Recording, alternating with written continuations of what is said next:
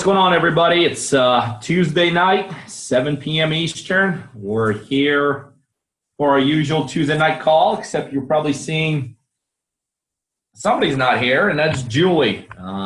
Julie it's funny. Julie literally takes like over an hour a day to drive here, and then over an hour a day to drive back to her house, which in my opinion, that's like crazy far.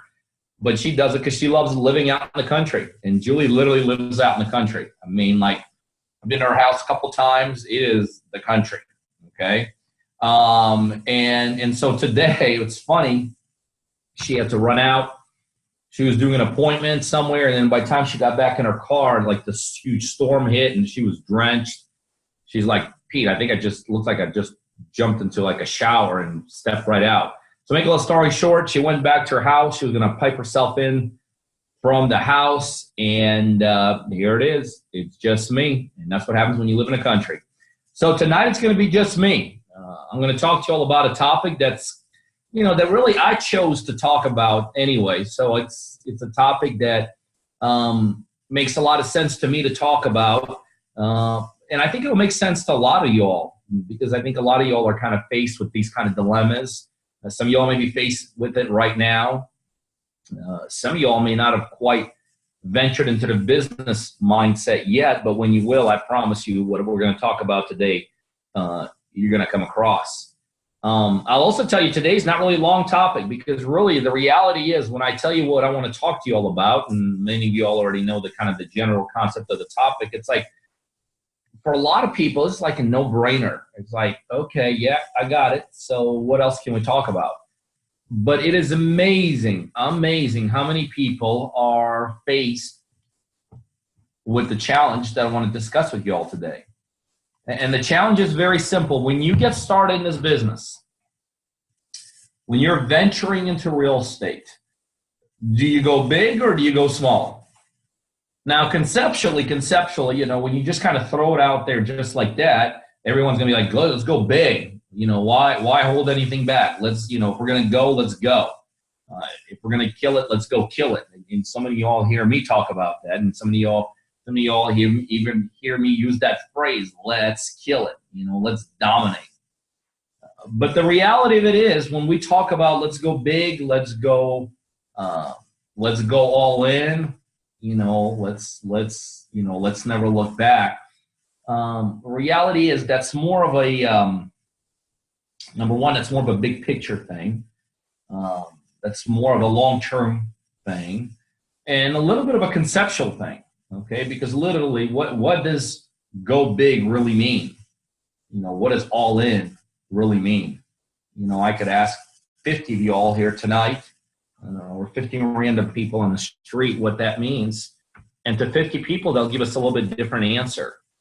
So, having said that, there's Julie. Can you hear me, Julie? Hey, sorry about that. Yes, cool. I can. Sorry, I just put my email to pull up. I literally just spent like 5 minutes talking about why you're not on, and as soon as I'm like transitioning into the topic, you're on. All right, but everything I said while you're not is still true. You live far away, you live in the woods and all that kind of stuff. But I'm just kind of hitting the topic of what we're going to talk about today. Again, what does the concept of go big really even mean to people?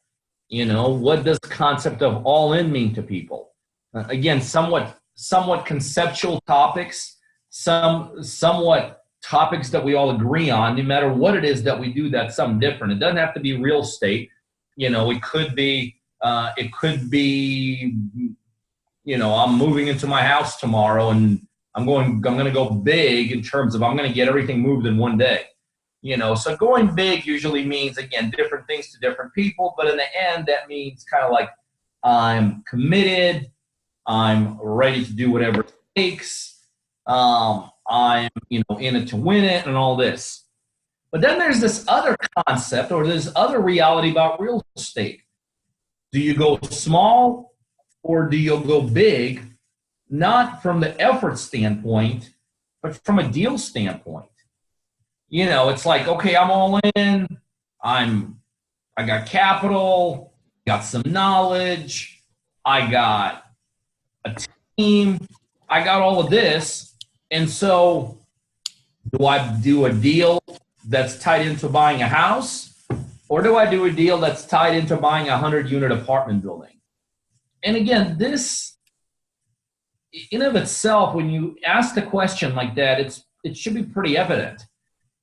You know, when I phrase it like this, I think most people listening tonight or in the future will be like, well, yeah, Pete, I think if you're just getting started and it's your first deal, you go in and you buy a house. You don't buy an apartment. But guys, as common sense as that is, you all will be shocked and surprised how often we hear here, you know, people, let's say, calling us with potential deals, or people calling us with potential opportunities, or people calling us with deals they're doing or opportunities they're looking at where we're not even tied in at all. And it's like, you know, I always ask a couple of key questions in the beginning. And one of the questions is actually obviously about the deal. Okay. And then I always, somewhere in there, I kind of ask, well, how long have you been doing this? Like if somebody says, look, Pete, I'm buying a $30,000 house. I'm not going to care how long they've been in real estate, because, you know, if you can't handle a $30,000 house, you shouldn't be in real estate. Okay. That's like probably the bottom of the barrel in most markets. But, you know, if someone's calling me with a $300,000 deal or a $3 million deal, and they're describing to me a $80,000 rehab job and, you know, hundreds and hundreds of thousands, if not millions of dollars acquisition, I am going to be curious. Well, how long have you been doing this for? And as common sense as it is when I say it, do you buy a 100-unit apartment building on your first transaction, or do you buy a single-family home? As common sense as it is amazing what happens to people when they get in this business and they start getting what I call kind of their shiny eyes, chasing these, you know, shiny objects out there. And a lot of times people lose all sense of reality in this business, unfortunately. And one sense of reality you lose is that this is not like a easy business to do. I know, you know, the common comeback for most people that are doing these or trying to do a deal too big for them is, you know, well, I can make more in this deal, or I got money to buy the deal, or, you know, might not need as much rehab as you would think. I mean, you know, they're just kind of like, they're kind of like bumpers to absorb the impact of what they're saying. But guys, let me tell you something. As common sense as it is, I need to, I guess, verbalize it here tonight.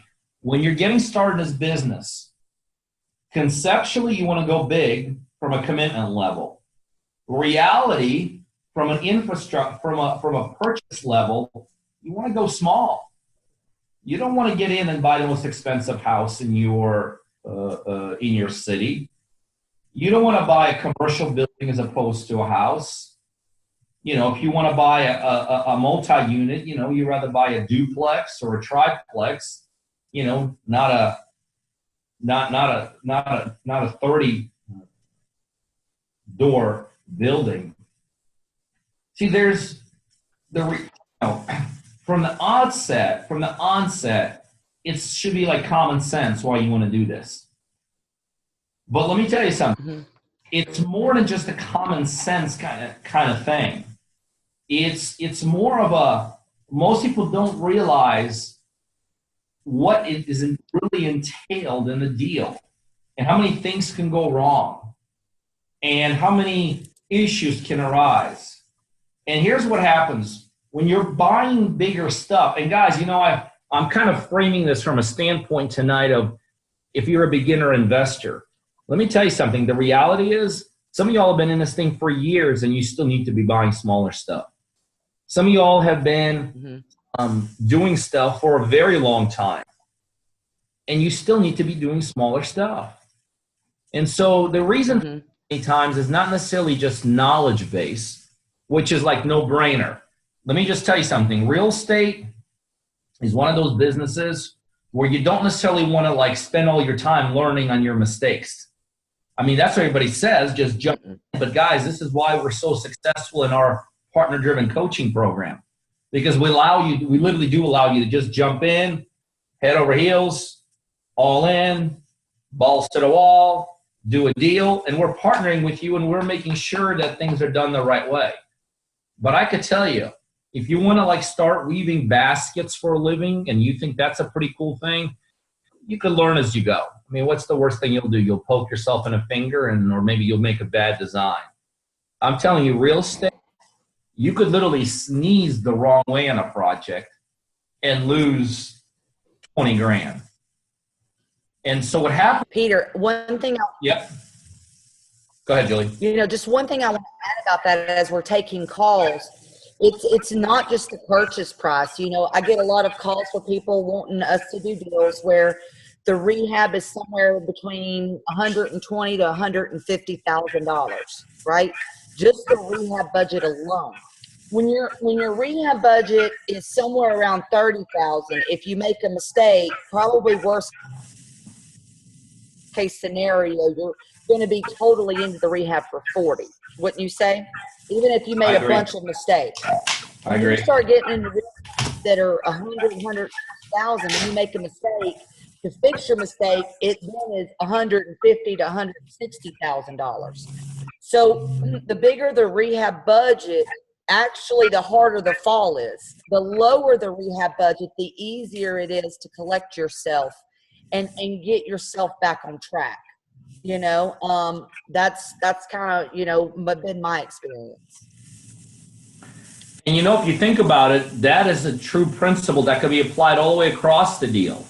The bigger the deal, the more that back end hurts too. It's one thing I'm buying a house, like you said, for $30,000 and I want to sell it for $50,000. Well, if I'm off by, $5,000, well, it's not perfect. So I don't make my 20, I make my 15, or let's say I'm buying a $30,000 house and I think I'm going to make, sell it for 40. And let's say when I'm done, I can't even sell it for 30. I can only sell it for like 25,000. Well, if I'm spending $30,000, chances are I can absorb a $5,000 loss. Now let's say you're into a $3 million deal and you think you're going to sell it for like 2.5 or 4 million, and all of a sudden that sucker comes in at 2.7. Well, guess what? It's one thing to absorb a $5,000 loss. On these bigger deals, you got bigger numbers everywhere. You got bigger numbers on construction. So a mistake on a construction can throw you sideways. You got bigger sales numbers. A mistake on the sales side can throw you the other way. You got bigger financing numbers. If you're financing a house for $100,000 and you stay there for an extra couple months, well, okay, so you got an extra $2,000 to $3,000 of payments that you paid. You got a $3 million deal and you stay in there for an extra you stay there next to a couple of months, you're going to be over your head tens upon tens of thousands of dollars. So remember, guys, when you're looking at deals, as common sense as this is, when you're kind of perfecting your craft, when you're learning, when you're getting started, when you're somewhat of an amateur, not a pro, you want to start with smaller things because the profit may be lower, although interestingly enough, on a smaller projects, a lot of times the margins are actually larger than they are in the bigger projects. But the dollar amount obviously will be smaller. But what you're trying to avoid in real estate, this is what I always teach people, guys. As important as it is to make money initially in real estate, it is even more important not to lose money. So in the beginning, I know everyone wants to make that killing, in the beginning, man, I want to make my first 50 grand. I want to make my first 20 grand. I want to make whatever it is. Guys, I'm telling you, for those of you that work with me directly, what I'm always talking about. I'm never counting dollars in the initial couple deals. On initial couple deals, seeing who I'm working with, but from the initial couple deals standpoint, I want to make sure, and what you want to make sure on those first initial couple deals, you want to make sure things like infrastructure is in place. You want to make sure things like your proof of concept is correct, that what you're doing is actually working in your marketplace. You want to make sure that you understand how to handle some mistakes, because all the way through the process, especially in the beginning, you're going to actually experience a lot more challenges, a lot more mistakes. So those are the things that you want to be thinking about. I always tell people, in the beginning, people are like, they're calling about a particular deal that they want to do and they want to get my opinion on it. And again, I'm looking at it from a financial standpoint, because that's, when you're doing this for 20 years, when you've done thousands of deals, at this point at my level, that's really the only numbers that matter, are financial numbers. But I could tell you, when you're a newbie in this business, when you're somewhat getting started in this business, when you haven't done a lot of transaction in this business, you want to look at it from a financial standpoint. There's no question that is the key standpoint to look at it. But you got to also look at it from the size of the transaction. And so a lot of times people say, well, what's Pete? A lot of times when I talk about this topic, that the most common question that gets asked is, well, what's the right size of a deal? Because even when you talk about small, medium, small, large, in real estate, that's like, bam, that's all over the place. You're in Manhattan, small is big. When you're in Detroit, big is small. So a lot of times, it varies by marketplace and all this. But when people ask me constantly, well, gosh, if you don't recommend I do this, what size of a deal should I do? What I always tell them is this: the best way to understand, or the best way to evaluate what kind of deal that you should be doing, what kind of transaction you should be doing, is simply look at your own personal market. So like here, we're in Atlanta, we're in our average marketplace dollar amount here is about $250,000. Okay. Well, if I'm just getting started in real estate, I'm definitely not going to be above $250,000, because that's the average. I'm probably going to be, a quarter of the, so that means the average is $250,000.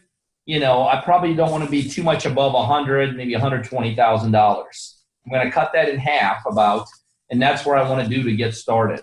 Because remember, in the beginning, guys, when you're looking at deals and when you're evaluating deals and when you're doing deals and you're making money and you're making profits, it is not just about the money and the profits. It is so many things. And I will tell you, in my opinion, the key component in the beginning is to make sure you're around for the third, fourth, and fifth deal.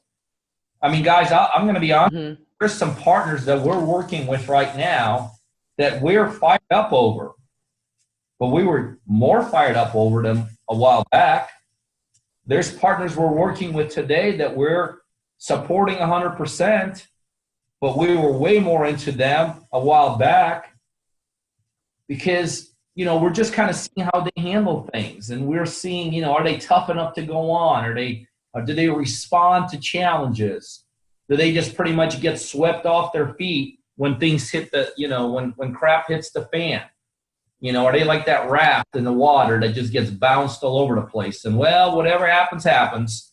Or, well, that's just how my market is. That's how my realtor is and all this crap. No.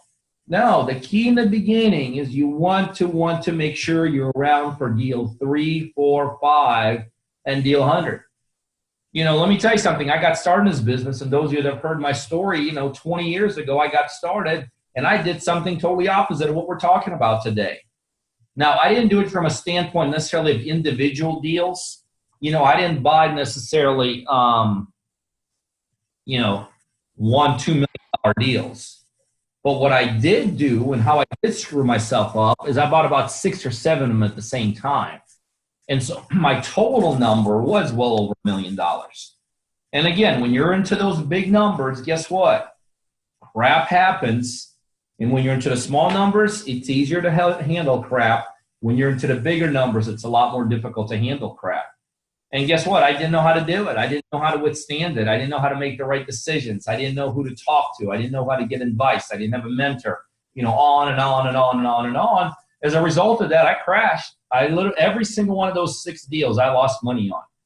And in the end, when you kind of the carnage that I created, what I created in that time is broken relationships, broken promises, tremendous loss of confidence, huge stress levels, and tremendous loss of money all the way through the process. Now, the only reason that I'm still here today, 20 years down the road, is I was able to absorb that. Not necessarily financially, but really just kind of just being tough enough. You know, I lost it. There was no back. And I didn't have necessarily that money to replenish it with other money. But I just had this kind of attitude that I wasn't going to quit. And you know, I'm going to just tell you, most people don't have that. You know, most people quit this business because it's raining outside. You know, most people quit this business because, oh, well, I mean, I heard some crazy things Julie told me today. Like, I shouldn't even repeat it, but it was just like, you know, the excuses people give not to be successful in this business are like so beyond crazy. You know, my wife isn't supporting me. You know, I got a baseball game. I got a team I got to go to. I don't have enough people to call on. You know what I mean? It's just like crazy. So the reason I share my experience with people is really just to let them know that most people cannot withstand what's going to happen to you all if you're getting started in this business. You are going to make mistakes. You're going to crash and burn along the way, I promise you.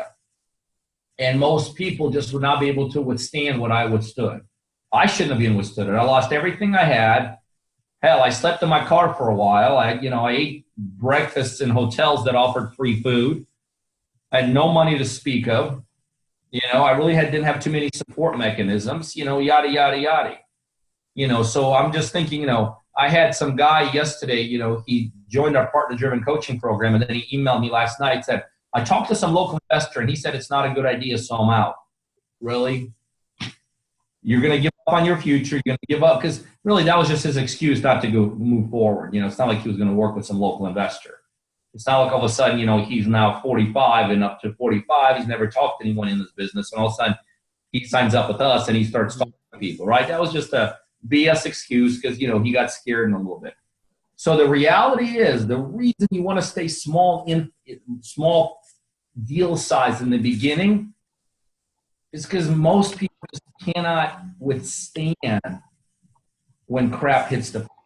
If it hits the fan at a too high level, you might not be able to recover financially, emotionally, physically, infrastructurally, and when all those cards start tumbling down, most of the time everything crashes.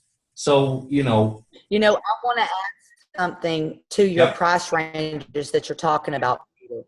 So not only is it the crash and burn and all of that, what I want all of you guys to imagine is think of the buyers in America. What population of buyers in America buy the most properties? Let y'all stew on that for a minute.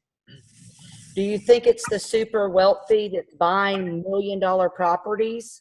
No. Do you think it's upper middle class buying $700,000 properties? No.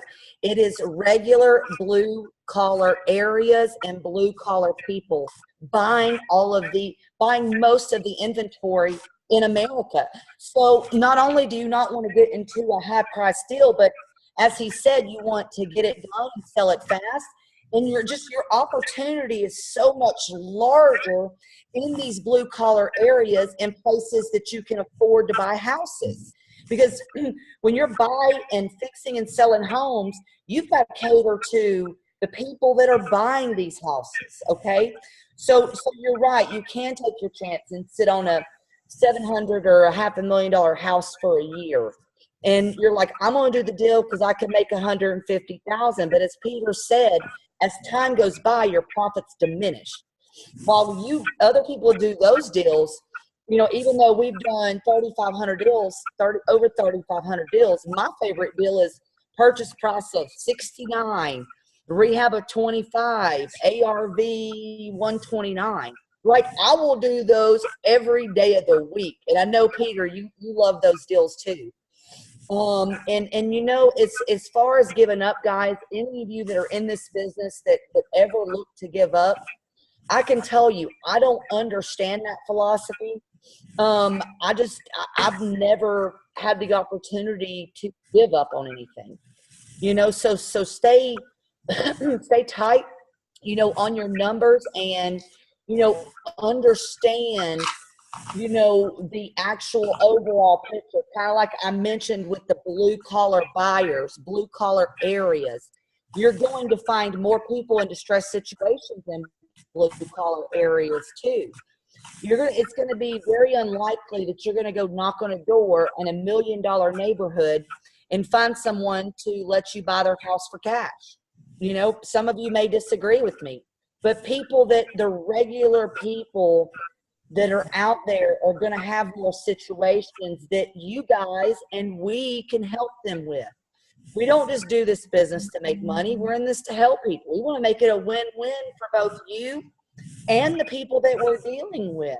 And you're going to be a lot more likely to sit across from the kitchen table from someone that lives in the blue collar area. I call them the regular people because in my mind, they are the regular people, because that's, you know, how, you know, what definitely what I'm around. But, you know, that's my 2 cents on that. But that's part of being in one of our one-on-one coaching program. When you're in any market, Peter and I will work with you to determine where these blue collar areas, where these hodgepodge areas are in your marketplace, so that you know exactly where to go find deals. So you're not just shooting in the dark.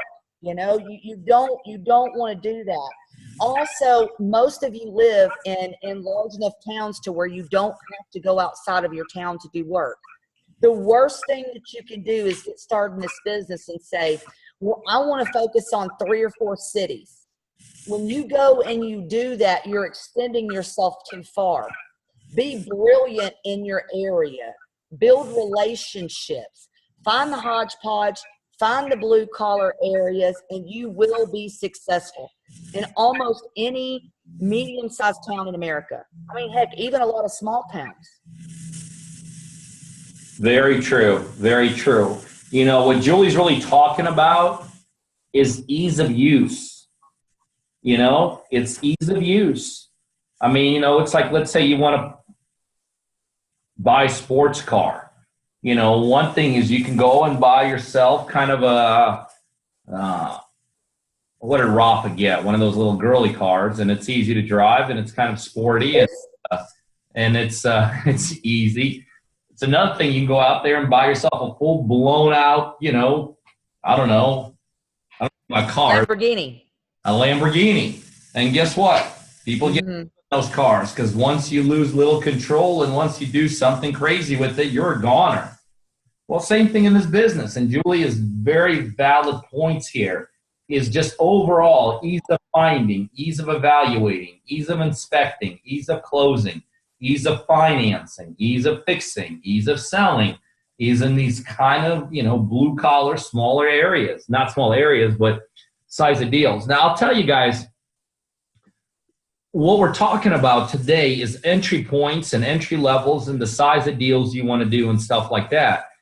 But I will tell you, that holds true even as you move up the food chain in this business, but change up the techniques and strategies. So let me give you an example. Sometime, you know, many years ago now, I decided to get into land deals where I was buying land, subdividing it and selling it off to, you know, bigger, the guys that were taking it to the next stage, the builders and stuff like that. And I still remember that when I got in actually I was evaluating 2 pieces of property. My first 2 initial, you know, redevelopment kind of deals where I was evaluating, you know, this deal versus that deal. And I still remember, guys, this is like 15 years ago, maybe 12 years ago. And I still literally remember I made that decision almost exclusively by the size of the deal. I mean, and guess what? As I got into that deal, here's one thing I figured out. I figured out I had the wrong rezoning attorney. And guess what? If you're kind of getting into rezoning stuff, and, you know, that is like make it or break it. And can you imagine, like, it's like going into a house to fix it and realizing that the contractor you hired is a crook. And by the time you realize it, you've already paid him $100,000. That's like too late. Well, guess what? When you're in a land deals and then land that needs to be redeveloped, rezoned, that rezoning guy that's going to take it through the process is critical. Well, once I got the right one after my first deal, I then went on and did a number of other very, very successful larger deals.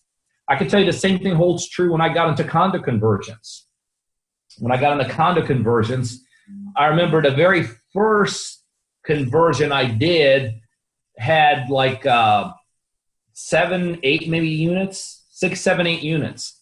And you know, condo conversions, they're big, complicated deals. I mean, you have to redo the bylaws. You have to go through evictions of past tenants. You know, you have to put HOA associations in. You have to redo everything, like even the walls have to be redone between units. I mean, it is a major, major undertaking. So I still remember looking at that deal, and we went with some partners. And I remember back then, like talking, like we had like 6 or 7 partners, and the whole building only had like 6 or 7 or 8 units. So it's like I had a partner for every unit just about. Well, because I had a contractor, I had a money guy, I had a developer, I had a condo conversion expert guy. And guess what? That first project, I made 0 money on. I mean, literally 0 money. And I think it took like 9 months to execute. But what I did, I prevented myself from losing money, right? Because I had the right team in place. We were also able to absorb everything because it was a fairly small, at least as far as condo conversions go, there was a smaller kind of project. I didn't make $1 million, didn't make $500,000, didn't make $100,000, pretty much made 0 in the end. But what I did, which is what I needed to do on that first 1 or 2 deals, I learned and I understood and I figured out who the right partners were, who the wrong partners were, who I needed, who I didn't need, and then went on and did a number of other ones. You know, when I got into private lending, you know, the first go round, when I got into private lending, I started small. I raised $10 million. Okay, now in the lending world, that's not a ton of money. I mean, I know that $10 million of itself is a large amount of money, but in the lending world, you know, a deal can easily eat up $1 million. You know, one deal can take a tenth of your money. So 10 million, especially when you want to do it over an extended period of time, is not a tremendous amount of money. But when we initially raised that, you know, 12, 13, or 10 years ago, whenever I got started, we raised a small fund of $10 million. We knew we could handle it. We knew we could manage it. We knew we could absorb any losses that came with it. And guess what? Now when I got into lending, on my round now, I didn't raise $10 million. I went straight to the hedge funds that have billions of dollars. Okay? Because I've been through the process before. I've been through kind of what happens when a loan goes bad. I've been through what happens when you got a potentially fraudulent borrower. I've been through the deal when you're evaluating the deal and you just know that contractor is screwing the borrower. You know, I've been through the process of when the borrowers run out of money or have their values wrong. And so now as we're going through challenges, one thing I will tell you, you know, knock on wood, we are not making mistakes along the way. We're not losing any money. We're secure in what we're doing and everything is going great. Okay? So again, in real estate, you go big conceptually. You go big mentally. You go big even time-wise. You go big commitment-wise. You go small property-wise when you get started. Or you're starting a new venture, or you're starting a new model, or you're starting a new strategy. You know, that's how you do it. And if you study like some of the biggest developers out there, right? I mean, like powerhouses, the Trumps of the world, you know, and you kind of study their history and what they did, you're going to realize, you know, maybe for someone like a Trump, their first deal for us, that might have been huge. But when you look back at those guys' history, their first deals for them and their families were not that big.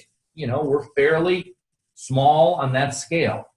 So go big mentally, go small property-wise. Guys, look, this is very simple. This is why we get together with you all on Thursday and Tuesday nights. One, we want to deliver real-life content. This is real life for us. What we're talking about, this is what we're doing. You know, as a matter of fact, Julie and I, spent, I don't know, half an hour today evaluating a brand new market that we're going to go back into. We were in this market for years. And we're actually going to re-enter this market again. We didn't say like we're going to re-enter it with like 6 offices we're going to open up and hire 100 people. And we didn't talk, that was not even and guess what? There was a time when we were that big in that market that we could potentially sustain that. But for us, this is a new re-entry into something. So we have big ideas, but we're not doing anything stupid. You know, one admin, 1 or 2 key people to start with, because we're re-entering something. We're doing it over again. We know that now on this go round, we may encounter things we didn't encounter before. You know, remember, success is not a timing thing. Success is never a timing thing. Success is a crossing a line thing. We just want to make sure we become successful. Too many people base success based upon, well, I got to get that first deal done because I got to be successful in 30 days. You know, man, oh my God, I'm doing this for 60 days and I'm not like uber successful. Well, no crap. It's taking your whole life to get to broke. And why would you ever think that it's going to take you 60 days to be rich? No. Success is not a time. It's a finish the line. And some finish a little bit quicker. Some finish a little bit longer. But all of that finish are excited to be there. I've never seen anyone become uber successful that look back and say, well, crap, I wish I would have like done it like earlier. No, doesn't happen. A lot of people don't even realize what the finish line is, I'll be honest with you. I mean, I can't remember when I did my 1,000th deal. That's like a pretty big deal to do 1,000 deals. I can't remember the first time I ever looked at my checking account, one of my accounts, and it said $1 million in there. That's a pretty big deal. I can't remember it. But I know I've gotten to these places. Okay, so the key is to get there. The key is to get there. So guys, and nothing. Go ahead, Julie. Yeah. Nothing worth having comes easy. You know, if you look at anything in your life, relationships, you know, you got a good husband, you got a good wife. That didn't come easy. That took time, that took effort, and it took cultivation, right? So just always remember that nothing that is worth having is ever going to come at a small price for you, nor is it going to come easy, you know. But, you know, I do find, you know, some people do their first deal in the first 30 to 60 days. We've got a couple students we're working with now. You know, we're working on our first deal 15 days into it. Now, you can't determine who that's going to be up front, right? And a lot of people call that luck, you know. But if you look at lucky people, there's a definite correlation between hard work and luck, right? You know, and these people do what they got to do every day. And, you know, I put a post and actually in our community, Peter, today, if I told you that if you made 100 cold calls a day, right, that you could make $500,000 next year, would you do it? You know, and people don't, you know, grasp that. You have to set goals and you've got to understand this business. If you know what you're doing and you spent every day making 100 cold calls, you'll be able to make $500,000 next year. I really believe that. You know, but the thing is partnering with someone like Peter, you know, and partnering with us, someone that's going to walk you hand by hand and show you exactly how to find deals, how to fund them, how to complete them, and not to mention have someone there to kind of kick you in the rear and tell you to keep moving. You know, because you know, I believe in you. You know, it's that cliche, if we can do it, you can do it. And I wholeheartedly believe that. You know, and there's nothing like working with us. You know, when I'm talking to new people I'm working with, they're like, so when's our scheduled call every week, Julie?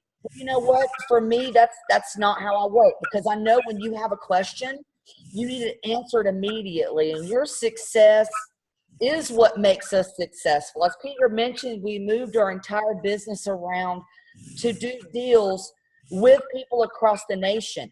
If we don't do what we need to do to make them successful and learn this business, then we're not going to make any money, right, Peter?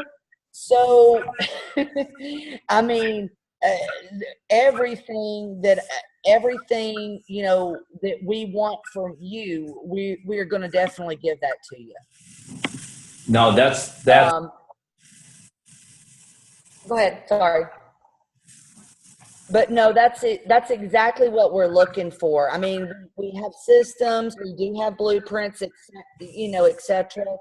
Like Dave is mentioning, but nothing. I love how everybody says, I need a system, I need a system, I need a system, I need a system. Hey, I love systems like the rest of you, okay, and like everybody else. But if you don't actually do work and constantly work on systems, you aren't never going to have anything, okay? You can have the best CRM system in the world. If you don't have any leads in there to call, it doesn't matter, right? So sorry to get off on a tangent on systems. By the way, I love systems. I love teaching you guys systems, but that's just one of my pet peeves. No, that's awesome. And this is a transition point to why we do these calls. Because guys, look, we're about delivering value to you guys, but we also know along the way, which is so important of what I talked about today, guys, in the end, the prevent problems, issues, financial woes, loss of sleep, stress, losing money. In my opinion, the only way to ultimately prevent that is to have a real life partner who's more successful than you, more experienced than you, and more funded than you. Not even a small deal will prevent you from a mistake. A small deal will create a smaller mistake, but a small deal will not prevent you from a mistake. The only way to ultimately insulate yourself from mistakes is to work with somebody that knows what they're doing more than you. Work with somebody that's got a proven track record. Work with somebody that's got the ability to not only understand what's going on, but if something they don't understand, they have the resources to go out there and find what the issues are. You got to work with somebody that's capitalized. In this business, I could tell you, almost all mistakes are money driven. Almost everything in this business is money. Construction problems, money will fix it. Value problems, you make less money, money fixes it. Financing issues, if you have enough money, you don't have financing issues.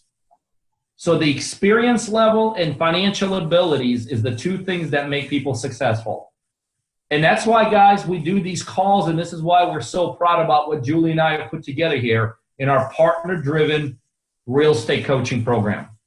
Because in our partner-driven coaching program, we do a number of things for you that, in my opinion, pretty much guarantee success for people that stick around long enough and implement it long enough. Number one, the biggie, you're using my money to close on your deals. That's huge. I mean, you could say that's like 70% of the issues that people run across in this business is either the inability to perform financially, either in the front end, the middle end of the deal, or the back end. When you're one of our partners, that worry goes away. If you're one of our partners, we actually help you find the deals, guys, in this business. If you do not understand how to market at a high level, if you do not understand how to find deals, if you do not have the research behind the scenes things, if you do not have the ability to market from a perspective of a successful investor, in my opinion, you have no shot. We actually, for our partner-driven clients, we help you with the marketing. Construction, huge, guys. Almost every deal needs some kind of construction work because that's how we as investors realize our upside. Very few times are there problems where people are like, well, I got $1 million home. It needs no work. There are no problems. So let me just go sell it for $500,000. I mean, we love when those deals happen, but those deals rarely happen. So the way we create value in this business is we fix problems. So construction is a very, very important piece of the puzzle, guys. We, as your partners in our partner-driven coaching program, we help you through that process. Sometimes, guys, I hate to say it because I know Julie hates me to say this stuff. Sometimes we have to jump in and take over the construction. That's how bad things get. But we're there for our partner-driven coaching partners. The sales end, difficult. Even though most of us don't sell our own properties, the understanding of how that works, the understanding how to qualify the right realtor, how to deal with the right realtor, how to get rid of the wrong realtor, how to know if a realtor is BSing you just to get the listing. That's an art form. We help with that too. And then we simply split the profits in the back end. So think about this. It's our help with the marketing. It's our money. It's our resources to help you execute the deals. It's our infrastructure to help you sell the deals, and you're still keeping 50% of the deal. Folks, that's the partner-driven coaching program. I'm going to tell you right now, 20 years in this business, 3,500 plus deals, there ain't no one that does this in a country, what we do. And we're flat out excited. We just mentioned 10 minutes ago that we have changed. I mean, literally, like here, I'm still at the office here. I'm like the only last one here. Oh, did I just shut myself off? Oh, I'm like the last. No, you're good. Okay, I thought I closed myself off. I'm like the last one here, but I could tell you if you were here during the day and you saw people going in back and forth through over there, anyone that you would have stopped, they would have known what our partner-driven coaching clients are, who they are, what they're doing. And everyone in this office, this 9,000 square foot building that we have here, everyone is tied into helping our partner-driven clients. Because everything we centered around that. Folks, I'm going to tell you right now, what we do is unmatched. And I will tell you this, guys, because does everyone automatically become successful? No, absolutely not. But the ones that pay the price of time and effort are able to piggyback off our experience and our money, and those across the board are going to be successful. We can't pick the time, we can't this, but if you're willing to put the time and effort in, you're going to utilize our experience, our money, and we're going to do deals together, guys. So if you want to learn how to be part of our partner-driven coaching program, there's two ways to do this. One, you can go to our website. We have a special site designed for this at coachingbypeter.com. That's www.coachingbypeter.com. And you'll see some successful partners on there. You'll see some unbelievable testimonials. You'll see what's taking place in our lives as a result of this. You'll get a better understanding what it is to work with us. And all you do is you fill out a form, and one of us will touch base with you, and we'll go over a little bit more details. The other way is you could actually literally call me directly, guys. That's how much I believe in what it is we do. I'll take the initial call myself. And my number is area code 404-915-9685. Guys, but I will tell you from a personal end, because I talk to a lot of people that get started with us, if you're a tire kicker, if you're still like scratching your head and you're trying to figure out, well, should I do real estate or should I just drink beer for the rest of my life? Or should I work with somebody that's going to put their money where their mouth is? Or should I go to one of my local guru seminars that's going to fly in tomorrow and fly out the next day? If you're kind of still at that level and you hear what we're talking about, what we're offering, I'd rather you just not call or rather inquire. Because, if you don't see this as like the most incredible thing, one thing Julie and I don't do is we don't convince. And we don't try to, you know what I mean? You either see it or you don't. And that's okay if you don't. We want you to be part of our community on Facebook. What's the name of our Facebook page, Julie? It's partner-driven coaching. But another thing, guys, if you are in the boat where Peter's talking about right now, to where you're like, well, Peter said don't call if I'm just kind of, getting started, or if I don't know if this is right for us. We have another great opportunity called the BexelmanMethod.com, where for a $1 free trial, you can get in there and see all of our content. And, after that, it's just a small $99 a month, technology fee. And by the way, that actual is a self-guided tour, through kind of what we are doing. And by the way, if you're in a one-on-one coaching program, you get access to that for free anyway.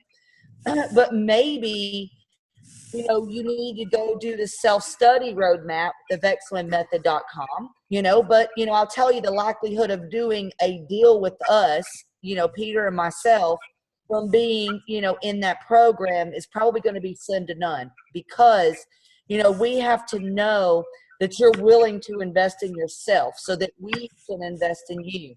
But that is also another great, great, great opportunity, for you. It's a good way for you to learn before you maybe take the next step. But we definitely, want to do deals. And Peter's right. I'm probably not a good one to call.